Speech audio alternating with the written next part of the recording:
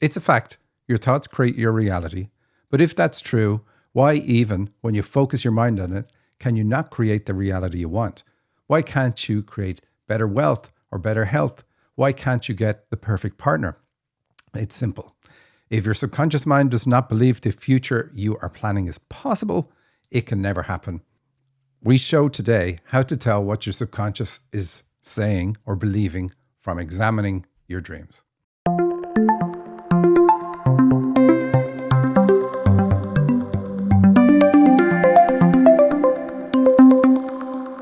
Welcome to the Dream Interpretation Podcast with Michael and Sandy. Hello, welcome everybody. We're excited that you're here. This is another half hour of us eavesdropping on the very personal communication between the spirit world and souls on their earth journey. In fact, it's a bit strange, the amount of data we're able to get about your mission in life and what you're meant to be doing, what's holding you back, you name it, what's causing health issues. All of those details are revealed in your nightly dreams. And we show you how to access them on this show. And we've been doing it for 10 years. Through analyzing your dreams, I reveal your potential and the obstacles you need to overcome. I'm very specific. I tell you the superpowers you have, what makes you magnificent, and the bumps in life that are holding you back. But these bumps are not in the way. They are the way. To get your dream analyzed on our show, simply email radioshow@dream-analysis.com. That's it. That's all you have to do. And everybody who emails the show gets a reply. Sandy, what do we want to do? All righty. Well, we got some exciting dreams here today, and some of them we're going to break apart a little bit just to get to the nuts and bolts of what's going on within it so you don't get overwhelmed. But I am excited, so I'm ready to dive in. How about you? Absolutely. All righty. The first one is hockey tryouts, and this is from Jamie. I was at a hockey tryout with a little boy that kind of felt like a little brother. We were both on the ice in our hockey skates, but the coaches and other players were not paying attention to us. We were kind of standing by the boards, just waiting. It felt like we were out of place and didn't really belong there, or we were an afterthought. Okay, Michael, I'm going to let you go there. There's a lot in that one. Yeah, it's horrible. It's a horrible start. So what is the subconscious programming that Jamie has? I am out of place. I don't belong. I feel like an afterthought. Dad didn't pay any attention to me.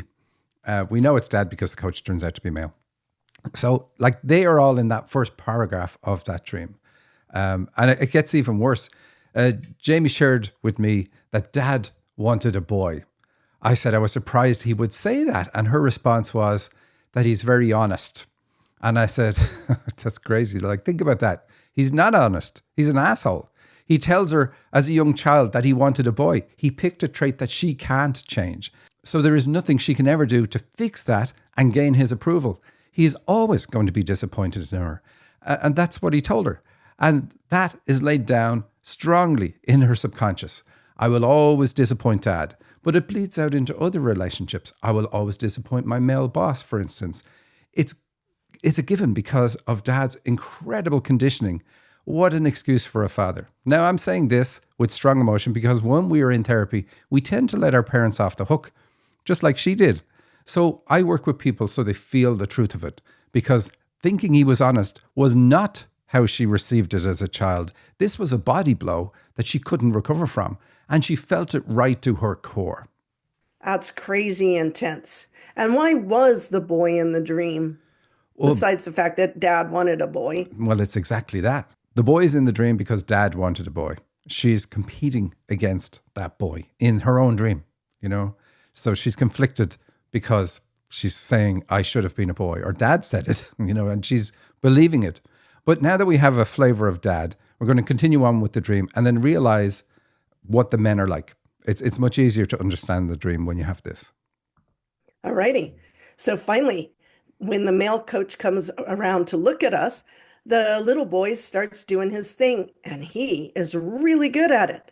I was also trying to get the coach's attention by doing my RFO circles on circles skating exercise using the blue lines as my starting point. But there were so many obstacles on the ice, I had to go around all of them. There were large black plastic crates, water bottles, hockey equipment, and other things scattered around just in my area of the ice.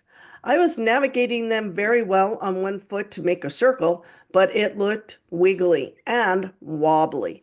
As I was carefully going around everything without putting my foot down or losing my balance, I was determined to do it.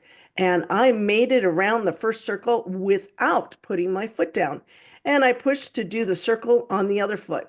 The coach was there, and I was talking nonstop, giving excuses about being on hockey skates and all the obstacles, assuring the coach that I was much better than it looked like I was at the moment. Oh, this is sad, Michael. It Oh, is. your turn. So the reality is that she's always doing things to impress dad, was always doing it. And when dad's not around, that behavior doesn't stop. When that gets loaded into our subconscious that this is what you need to do, we do it for everybody. So always feeling she was not at her best, even when she was, or that she had to be better than she was to win his approval. And, I asked her how that shows up today. And she said, I over-explain myself to my boss, and even if you look at it, the obstacles are just in her area of the pitch, they shouldn't be there, but life is stacked against her, all because of dad. Wow, that's really intense. Okay. There's a lot on this one about trying to be on one foot, trying to perform. So, what is going on with all of that? Well, the reality is she is a hockey coach and she's really good at it. But we see in this dream, like, so that's why she's using that symbolism. And that's just an exercise that's in it. But she's doing a process of cutting the ties that bind, which is about moving around in two circles. And that's the therapy that we use in our healing courses in Ashling School. So it frequently will show up in dreams like this, like stitched in with the rest of the stuff. But it means the therapy is working. So when we start a therapy, we want dreams to switch to who you're working on. Like if it's dad, we want to see lots of men showing up in the dream, and we wanted to see it go dark. And like this is pretty dark, showing horrible things. And our dreams are going to get worse over a short period of time before they start getting better. But what we're doing is we're identifying all the subconscious patterns that she has. Like I need to over-explain myself, it's just like locking those into the process, and all the other ones that we saw as well. That life is stacked against me and I'll always be a disappointment and you name it. Like they're all in this dream. And so we're using them, identifying them and using a process to root them out of our subconscious. And then she just won't have them there anymore. And then her conscious mind wins. So like I said at the top of the show, that we're competing against our subconscious mind. But if it has a belief system that contradicts what you are trying to do with your conscious mind, it's always going to win. So you have to overcome that. You have to reprogram it. Is that what you're doing? You have to at least deprogram it. There are ways to reprogram it, to like stamp over the issues that are there, but that's not what we do. We root out the conditioning that was laid down and get rid of it. And that just makes life so much easier. So people at the end of our courses, they're surprised at how smooth life becomes. But it's because you've taken the oar away from your subconscious mind. And now every time you put your oar in the water and row in a direction, that's the direction life goes. Wow. Well, we got the last part of the dream coming up. Let's see what she has going on here. Then there were discussions about my brother joining the team. He was really good, apparently, but he didn't live close. I knew this in the back of my head that he didn't live in the right spot, and he would have to board at someone's house if he made the team. And that wasn't really the plan. I had the name of another player who I thought was really good, so I gave the name and phone number to the coach. The coach ended up calling the family of this kid, but the family didn't know and was not expecting a phone call from this coach. I could tell the conversation was awkward for the coach as I was overhearing the phone call with the family. So that's it. Like I said, she's cutting the ties that bind with dad. Her brother shows up to represent her masculine side. And this is ultimately what she's healing. And I asked her, do you have any issues with your brother? If she did, then that would be important. But she doesn't. Loves her brother. So he's a great symbol to see in the dream, representing her masculine side that she's trying to get in touch with. But she skips over him. She rejects him, which means she rejects her own masculine side because dad was a terrible role model, So when I look at him and I see what he did, why would I ever want to embrace the energy that he represents? That's kind of the way the subconscious or a child looks at life, and we program our subconscious. Then she gives the number of another male, and it's funny how that goes awkwardly in the dream. This means that if she tries to help and it doesn't work out, she feels like it's her fault, and it's clearly not. But being a girl wasn't her fault, let's say. It wasn't her fault being a girl, but she got blamed for that. And you see that connection. This happens in her career too. The subconscious pattern is, I blame myself for things that are not my fault. And another is that she tries to make up the shortfall for anyone under her in work. And she has a boss that'll let her do that. Now, that's horrible. So he let her take on other people's tasks because he's another jerk. He lets her put in crazy hours so everyone under her looks great because she just can't disappoint, because she needs to get that approval. So everything she's doing is because her subconscious mind is saying, I need to do this. I'm still trying to win dad's approval. It's really, dad is, in the beginning, dad represents all men on the planet. He's the only one that you care about. And so we set up these patterns for this is how we're going to be around men. And what she needs to say is that these are the results. These include failures by two of your hires, like say to her boss.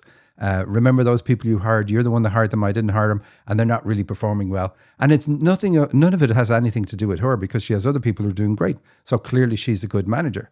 But instead, she makes up for the shortfall, and her boss lets her because he's going to look great as long as she keeps doing that. Wow, that's crazy. Okay, it'll be interesting to see if we have any dreams of hers at the end to see if how things have changed. Yeah, we will. Oh, good. Okay. Intimate with a Man by Shauna is our next dream, and this one's looking very interesting too. All right, I am going to start. I met this guy, but he was married to another guy, but we became intimate. He said he never had that kind of passion with his husband. He wanted to get me out of the bad neighborhood and into a new house. We were board members of a nonprofit, and his husband was also a board member. I had to go to the bathroom before we had these presentations. We were called back to the board meeting, and I had to use this toilet that was kind of like a drinking fountain. He had a bump on his penis. His relationship with his husband was really drama-filled. Very interesting. All right. So, okay, Michael, what do you make of that? Yeah. Married to another guy. So, I mean, straight off with that, married to another guy. So I asked her, do you think that same-sex relationships can understand each other better? Because I'm a man, I'm married to a man. Will I understand men better? And same for women. Or to put it another way, I don't think it's possible for me as a woman to understand men. And she said that's what it is for her, that she can't understand men. And that's her subconscious belief. So that's what we're looking for in this show. What is my subconscious belief? That me as a woman, I can never understand men. And more obvious ones are, which you can deduce from the other things, all men will cheat because we have a cheating man in the dream. Doesn't matter that she is. I'll come back to that. Good men are unavailable because this is a good guy who really would help her, but he's married to someone else. Men don't see their own flaws is another one of hers. So it's once we see where the dream is going, what it's touching on, we can easily figure out other things that we believe in that space. And we're not trying to fix them. In a therapy, we're not trying to fix these. We're just trying to identify them. And we're also not trying to say, hey, well, that's not right. Not all men are bad. We don't ever say that because this is a belief that somebody picked up as a child because all the men in her life were this way. And all the men, remember, in childhood is dad. Nobody else counts. So you can't say not all men are like that. It's well, anyone who counts. And that's just how it is. So what else have we got? She fears commitment in relationships. And that's what, getting into a relationship with a married man is a good tell for fearing commitment. He can't commit to you, so you're safe. And he better play nice because you have him over a barrel because he's cheating on his wife or husband in this case. So why show all this now? Again, it's because she's cutting the ties that bind with her dad. He left her mom at age 5 and he told her first. Isn't that weird? Of course, he didn't just walk away from mom. He left her too. The result, she damages relationships herself. It's her subconscious mind that really does it. She blows up and walks away. Why? Because her subconscious tells her that he will leave her. So to save herself from rejection, she rejects him first. And this is one of her big things. She has tremendous anxiety over impending rejection. And she's not consciously aware of why she's doing this. Well, she is now because we've looked at her dreams, but she is aware of the result of her early conditioning. Like I said, that strong anxiety around impending rejection. How do I solve that? I'll reject him first. It's not, like I said, not consciously thought out. Doesn't see, it seems like it's crazy, but that's the way the subconscious mind works. It doesn't have to be logical. So what does going to the toilet in what looks like a fountain? Oh, yeah. So don't pee where you drink or whatever way you want to put it. That's the radio-friendly version I could think of. But the dream is showing her what she's doing. This is destructive for you. The behavior that you have is destructive. And then what about the board members? What's going on with board members? Well, they're board members of a non-profit. So she's high level. She's like a light worker for sure, but a high level light worker. And she's here to help others with no intention of profiting from it herself. She couldn't screw someone over if she tried. It's just not in her blood. But that part tells us that. And then moving out of a bad neighborhood? That's quite positive because we're working on the masculine side. Obviously, we're working on dad. And it's all men in the dream. So we want to see that. And the man in the dream is helping her move to a better place. Not physically. That's just how it shows up in the dream. So we know that the process is actually going to help her move to a better state of mind. And then what about the bump on the penis? That one's pretty simple, and I covered it already. Men don't see their own flaws. Hey, this is a perfect penis. What are you talking about? All righty. Wow, very interesting dream. How far along is she in cutting the ties? Both of these people have only just started. So this is week 1. So we start the process 7 days later. These are the dreams. Ah, gotcha. Interesting. Okay. All righty. We're moving on to the next dream. And this is also from Shauna. And the title is Killing Oliveira. Very interesting. It's got olive in it, Michael. So let's see what's going on. I was in a law and order type thing. I was a cop.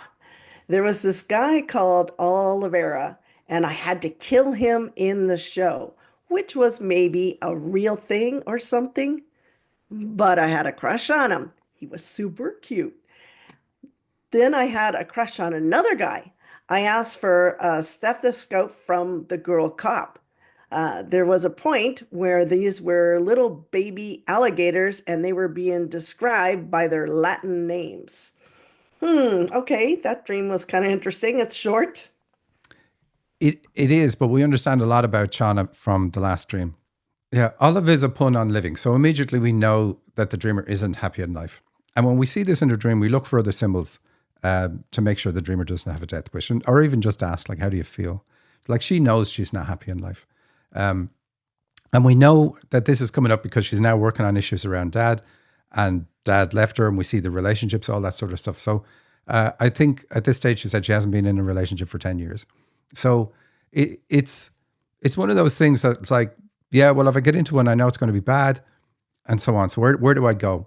But really, the dream is saying, I'm not happy in life, and mainly because my subconscious mind believes it's not possible to be happy. And that comes from age 5 when her dad left her. And then we have the guy in the dream. So, she had a crush on him. So he's a symbolic partner. But she had to kill him in the show. And so we said from the previous dream, she sabotages her own relationships. And right. So more accurately, her subconscious beliefs cause her to get rid of her partners. Then we have the baby alligators. And the baby reference brings the timeline to childhood. And I asked her if she'd be afraid of baby alligators. She said, no. I asked, what about older ones? And she said, of course, they'd be dangerous. So this is a subconscious belief from that part of the dream. Like things are okay now, but they can easily grow into a problem later. And she said she knows this about relationships. That's how she feels it. And this fear that it's going to grow into a problem later is what causes her to push her partners away. And by bringing it back to childhood with the baby reference, it's really pointing out another subconscious belief. But the reason I avoid, or the reasons I use to avoid things in life, like the reasons I push my partners away, is rooted in childhood issues. So she's got to work on the childhood issues. And then I asked her, what's the Latin name for an alligator? And I didn't know this. And it's alligator Mississippiensis. Did you know that? And No, I didn't know that. Shauna That's grew very up. interesting. Shauna grew up by the Mississippi River. So this, like even that part, the fact that of the name of the alligator brings her back to childhood. Really hilarious how a symbol that you don't know the Latin term for is going to feature so perfectly in your dream. That's interesting, is right. The next dream is a little different. And then we're going to see the dreamers trying to heal an issue from the past. Michael included this one because he loves the twist and the specifics at the end. So the dream is titled Smart Roller and Barn Gate, and it's from Terry. I like the way she did this. She kind of shortened to the point. Group gathering, laying on a large sofa with others. Tall man asking about back massager, which I had offered earlier. I go to find it, but it's not there. So I bring back a smart roller, thinking that it's better anyways, as his body will respond naturally to it rather than the pressure from outside. He sees it and said he heard of it and then had been interested, but said we needed a grid to lay on it. Okay. I think we could use a gate from the barn. We are now there and he's looking at how to disassemble it, get it down. I'd say it's from the 1800s. We look at the other side and I'm reminded by the etching above that this is an addition to the building done in 1989. All right, that's our dream. It's very bulleted. That's only the first part. So Terry has a spiritual leadership gift. So the healing has something to do with that.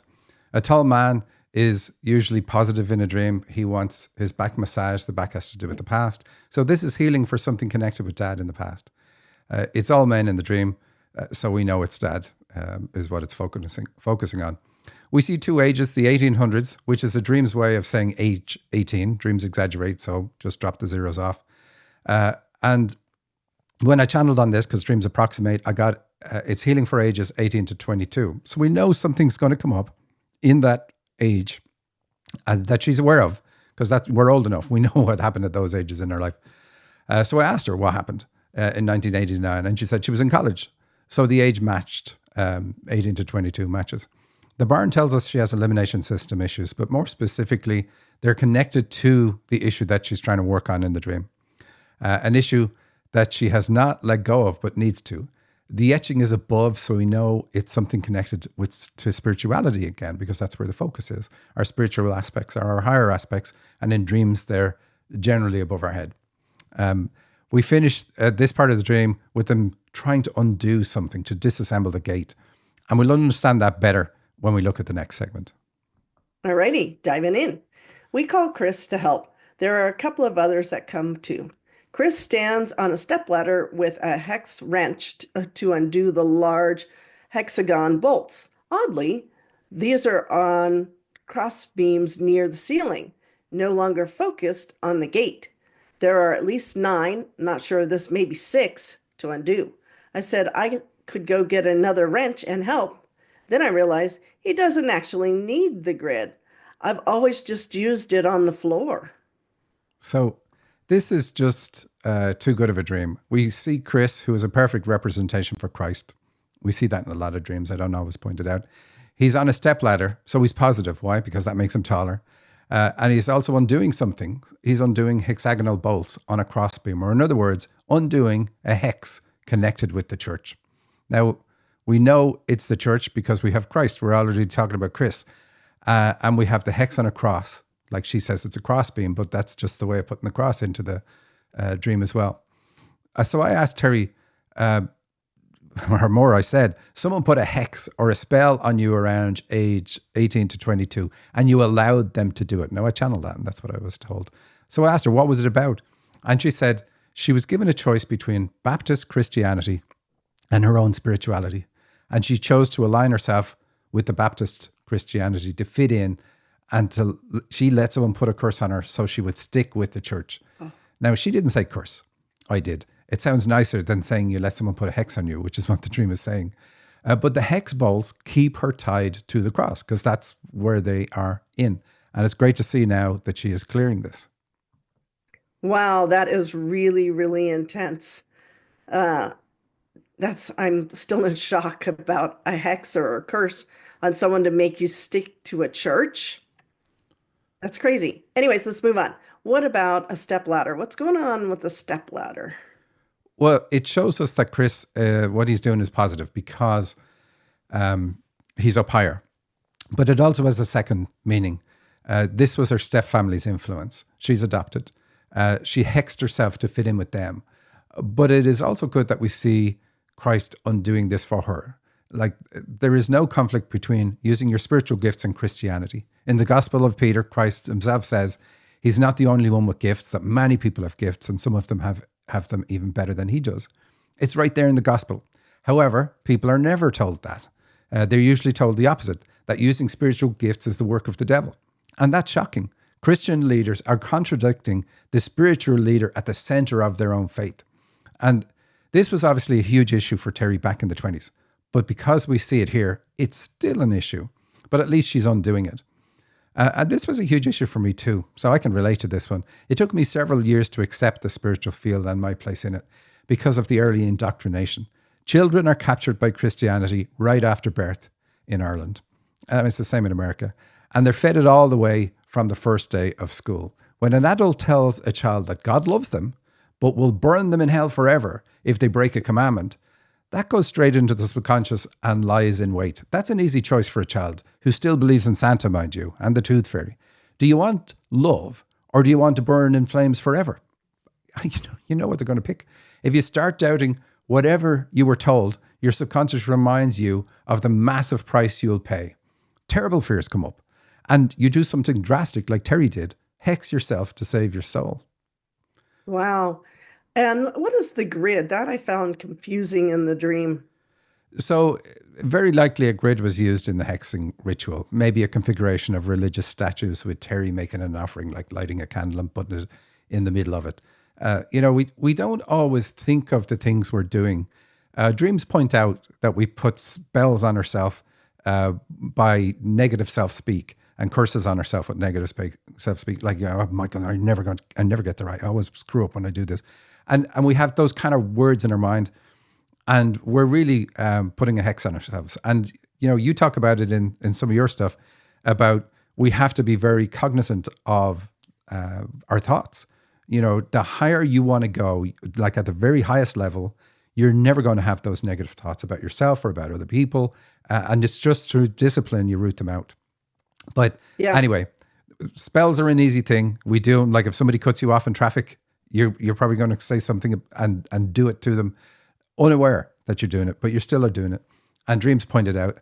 The grid part, like I said, is just probably the configuration that was used. And then she says at the end, I don't think we need the grid. We can do it on the floor. And the floor is about elimination as well. So like we see the elimination system tied in with the dream because this is something she's trying to eliminate. And then you've got near the ceiling, which I find interesting. Is that up in your head? No, when you see a space when you see a room with lots of space above, then that's what you're expected to grow into. So you're expected to grow spiritually, like guides and so on, like the step ladder, Christ on the step ladder or Chris on the step ladder. He's up a height. This shows somebody's vibrational state. We talked about this in last week's show, and we had a nefarious person lying on the floor laughing at the person, at the dreamer. Right. So the higher we go up, the higher our vibration is. The higher somebody is in a dream, the higher their vibration is. And so when we see the focus, because I have to look up at this etching on the ceiling, that's the focus. The dream is asking you to look at your higher aspects. That's where her focus is now. And indeed it is. She knows it is because she's working on these aspects of herself. Wow, that's really interesting. It's so simple. Something you do that you think is positive actually holds you back. Absolutely. Very interesting. Absolutely. Anyways, I believe it's time for Nicole to join us in the studio. So let's see what she has to say for today. Welcome, Nicole. Hi, Sandy. Hi, Michael. Today from the radio show Mailbag, we're going to talk about what to do when you have a health warning dream. We've all had them. I know I have.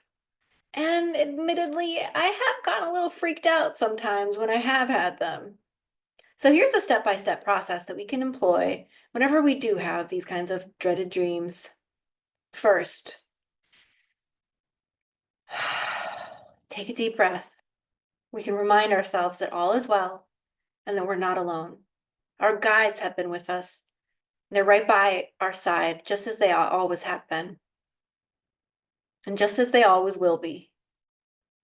Second, we can ask ourselves, how frequently am I having this kind of dream? Is it every night?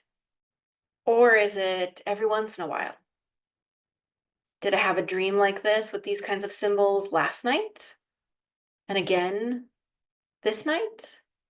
Or was it a month or two ago when I had a dream like this?